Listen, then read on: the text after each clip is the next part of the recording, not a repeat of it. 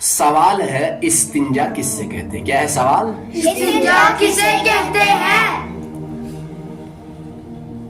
جو میں نے آپ کو پڑھایا بھی تھا، جواب آپ کو کیا دینا ہے، پہلے سوال کو سمجھنا.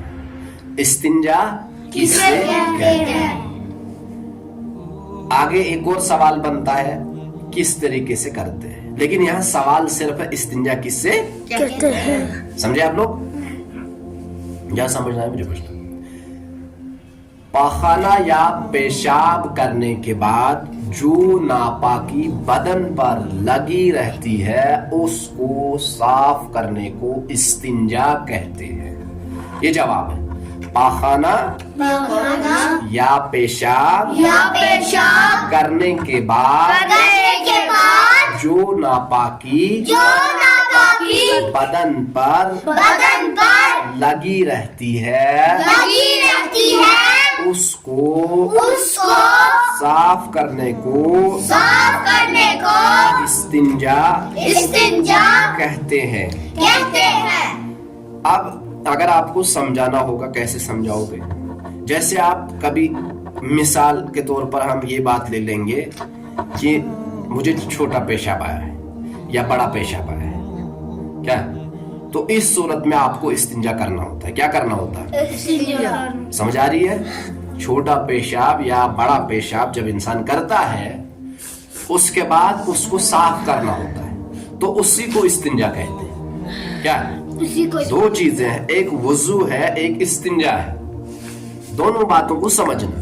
وضو الگ چیز ہے اور استنجا یہ دو الگ الگ چیزیں. وضو الگ مسئلہ ہے، استنجا الگ مسئلہ ہے. سمجھے آپ لوگ؟ وضو کی تعریف الگ ہے، استنجا کی الگ ہے. اب سوال یہ ہوگا، ایک بار پھر سے سمجھا رہا ہوں میں، استنجا کسے کہتے ہیں؟ آپ کو جواب دینا ہے پاخانہ یا پیشاب کرنے کے بعد جو ناپاکی بدن پر لگی رہتی ہے اس کو صاف کرنے کو استنجا کہتے ہیں. یہ جواب ہے.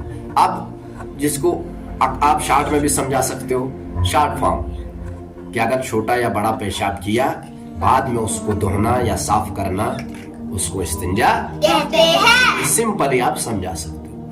یہ استنجا اب سمجھ آئی؟ استنجا سمجھ آیا سمجھ؟